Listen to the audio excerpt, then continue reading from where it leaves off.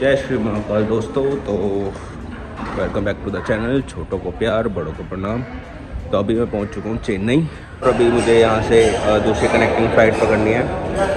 तो भाई जिस फ्लाइट से मैं आया हूं, मतलब मैं ऐसे कोई डिस्क्रिमिनेट नहीं कर रहा, बट दोनों पायलट फीमेल थी और भाई पूरी फ़्लाइट जो है एयर टर्बुलेंस ही रही है। पूरी फ़्लाइट मतलब ऐसा नहीं हुआ कि 10 मिनट के लिए वो स्मूथ फ़्लाइट रही हो। मुझे सारे भगवान याद आ गए। मेरे दिमाग में यही चल रहा है कि भाई इतने स्पीड ब्रेकर कहाँ से आ गए हैं। तो ये मेरी एक और अगली सोलो जर्नी है जिसके लिए मैं जा रहा हूँ। एक्चुअली मैं जा रहा हूँ मदुरई लैंड होकर फिर मुझे आगे जाना है। और एक बार को मुझे लगा कि मेरी कनेक्टिंग फ़्लाइट मिस होने वाली है। अभी जो मेरा ले ओवर है वो अराउंड 1 आवर 40 मिनट्स का है। तो अभी मैं वेट कर रहा हूँ, बट मुझे लगा कि शायद मैंने थोड़ा सा मतलब मैं कंफ्यूज हो गया था। तो मुझे लगा मैंने फ़्लाइट मिस करने वाला हूँ। बोर्डिंग टाइम जो था वो 11:15 का था, पर मैं उसको डिपार्चर टाइम समझ रहा था। फिर जब मैं काउंटर पे पहुँचा तब जाके मुझे वो हुआ कि जब उन्होंने बताया कि सर यू आर मिस्टेकन, जो आपका डिपार्चर टाइम है वो 12 बजे का है, 11:15 का नहीं है। और मुझे जो सबसे ज़्यादा प्रॉब्लम आने वाली है वो आने वाली है कम्युनिकेशन में, जो कि मुझे अभी से फ़ील हो गया है। और मैंने अभी ये 4 दिन निकालने, तो अभी मैं ये सोच रहा हूँ मैं ये 4 दिन कैसे निकालूँगा। और इसी के साथ मैं पहुँच गया हूँ कनेक्टिंग फ़्लाइट के लिए। और ये है वो plane which is not a Airbus, it is kind of a charter plane. मतलब चार्टर प्लेन ऐसा प्राइवेट में नहीं, बट इन द साइज़।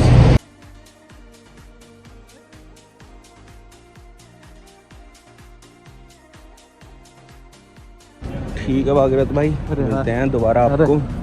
ठीक है जी, बहुत अच्छा लगा आपसे मिलके। बढ़िया बढ़िया। गुजरात आएंगे, आपसे मिलेंगे। चंडीगढ़ आओ तो बताना कैसे हो भैया। बढ़िया बढ़िया। कहाँ से आप? मैं जी चंडीगढ़ से। तो फाइनली अभी मैं पहुंच गया हूँ मदुरई, और मदुरई रेलवे स्टेशन पहुंचा हूँ। और यहाँ पे गर्मी बहुत ज़्यादा है, मतलब छोटा मोटा डिफरेंस नहीं है। अभी फरवरी में यहाँ आया हूँ, और बाई चांस गलती से बंदा गर्मियों में आ जाए तो काला तवा बन सकता है।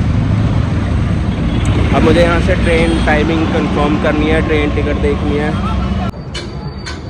तो ये ले लिया है हमने फाइनल डेस्टिनेशन की ट्रेन टिकट, जो कि मुझे पड़ी है 65 रुपीज़ की। अब जहाँ मैं जा रहा हूँ वहाँ जाने के 2 तरीके हैं। अगर एयरपोर्ट से आ रहे हो, या तो आप 3 तरीके हैं। या तो आप कैब करके डायरेक्टली वहाँ जा सकते हो, जिसकी कॉस्टिंग अराउंड 3000 रुपीज़ पड़ेगी। तो जब कैब वाले ने मुझे ऑफ़र करा तो मेरी तो हंसी छूट गई थी। फिर कैब वाला भी हंसने लग गया। फिर दूसरा वे है, आप बस से जा सकते हो, पर बस का ये है कि वो अराउंड 4.5 से 5 घंटे का टाइम ले लेगी। और अगर ट्रेन से जाते हो, जो कि सस्ता टिका हुआ है, तो ट्रेन आपको 2 घंटे में वहाँ पहुँचा देगी। ये है यहाँ का रेलवे स्टेशन, जो कि काफ़ी खाली है। यहाँ पर ज़्यादा ट्रेन्स नहीं चलती हैं, मतलब लिमिटेड ही चलती हैं, लिमिटेड ही एरियाज़ को कवर करती हैं। और अभी मैं जिस कैब से आया था, तो मैं और वो थोड़ा ज़्यादा ही कंफर्टेबल हो गए थे बात करने में। तो उसने वही फिर अपनी पिच मारी कि why are you wasting your time. पहले उसने मुझसे पूछा कि कितने दिन के लिए आप आए हो। मैं कहा यार 4 दिन का प्लान है एंड 5th डे पे रिटर्न होना है। तो कहता है why are you wasting your time, है ना। फिर उसने अपनी कहा कि मैं आपको यहाँ घुमा दूँगा, कन्याकुमारी भी ले जाएगा और मदुरई भी घुमा देगा, मीनाक्षी टेम्पल घुमा देगा। फिर कहता I charge only 12,000 for 3 days to cover all these places. तो मैं कहा ना, I have half of the budget for this trip.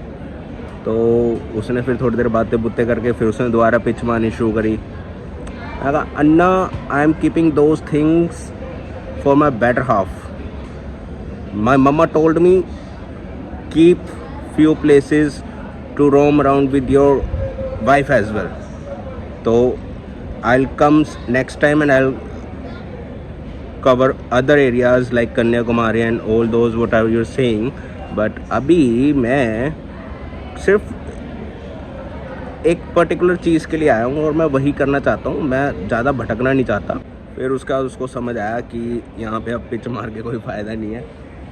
तो बाकी अभी भाई मिले थे कुछ फ़्लाइट में, जब चेन्नई से मदुरई आया था, तो उनमें से एक मेरा जो को पैसेंजर था उनसे बात बूत हुई, तो वो गुजरात से थे।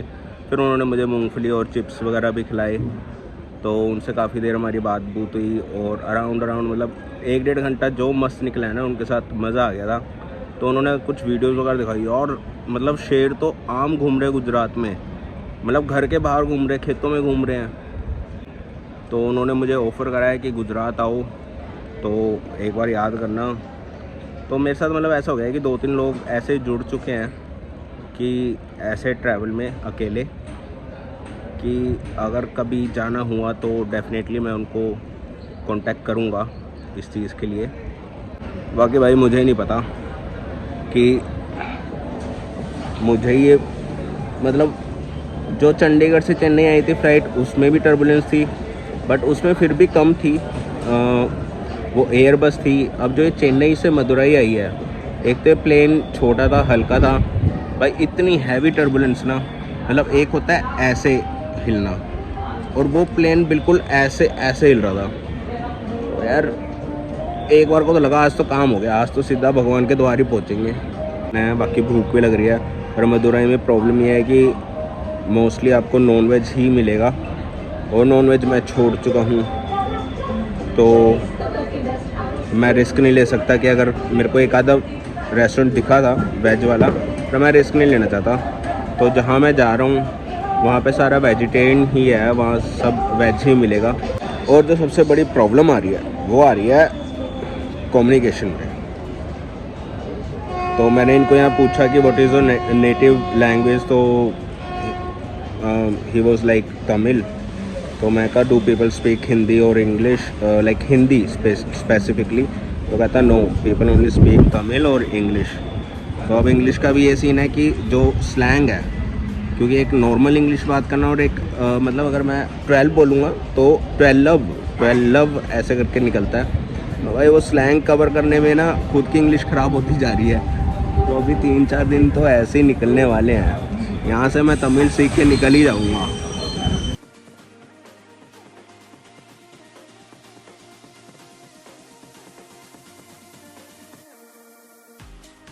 तो जी इसी के साथ अब मैं पहुँच गया हूँ अपनी डेस्टिनेशन पे और थकान हो रही है बहुत ज़्यादा, क्योंकि मैं 2 दिन से सोया नहीं था और पूरे रास्ते भी नहीं सो पाया, क्योंकि ऐसा नहीं था कि एक कनेक्टेड मतलब एक सिंगल ही ट्रांसपोर्टेशन रही हो, तो चेंज करता रहना था।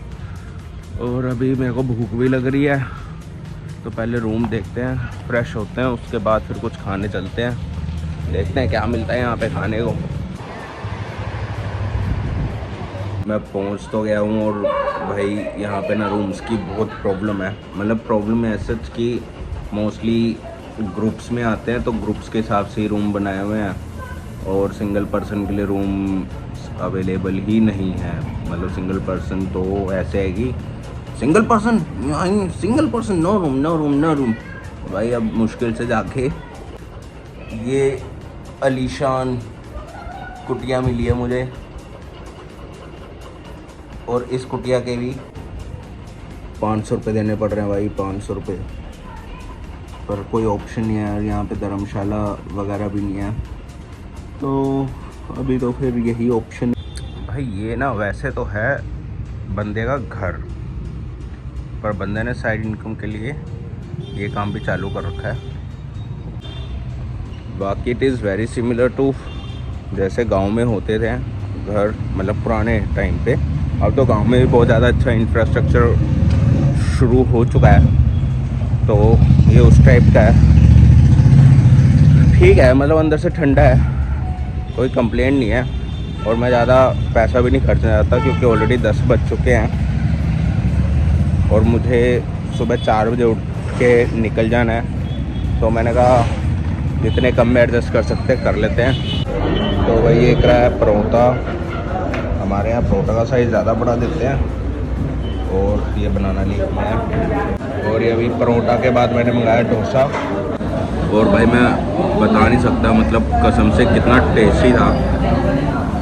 मतलब चंडीगढ़ दिल्ली साइड कुछ मिल ही नहीं रहा यार। सांबर, सीजम और कोकोनट चटनी, मतलब डिफरेंट लेवल टेस्ट यार, खाते ही पता लग गया। और परोंठा तो अलग ही लेवल पे। ये तो कुछ मिल ही नहीं रहा इस तरीके से, बस फॉर्मेलिटी चल रही है साउथ इंडियन के नाम पे वहाँ पे। अपना डिनर हो गया फिनिश और तुम मानोगे नहीं, टोटल बिल आया 100 रुपये, जिसमें 2 परोठे और डोसा। सिर्फ 100 रुपये में बात ख़त्म होगी। यही चीज़ चंडीगढ़ में चाहे तो शिव कार्तिक बैठ दो, चाहे अपना क्या कहते हैं सागर रत्न में बैठ दो, 150-200 रुपये से नीचे की एक भी चीज़ नहीं आती है। और कसम से कह रहा हूँ बहुत ज़्यादा डिफरेंस था टेस्ट के अंदर। और अब इसी के साथ मैं जा रहा हूँ सोने। अगर ये वीडियो अच्छी लगी हो तो कमेंट करना, शेयर करना, सब्सक्राइब करना। और अगर किसी को पता हो तो मैं कहाँ आया हूँ, क्यों आया हूँ, तो कमेंट में ज़रूर बताना। बाकी जो कल की वीडियो आएगी उसमें आपको पता लग ही जाएगा, बट अगर आपको पता है तो कमेंट में ज़रूर बताना। इसी के साथ मैं चलता हूँ। हर हर महादेव।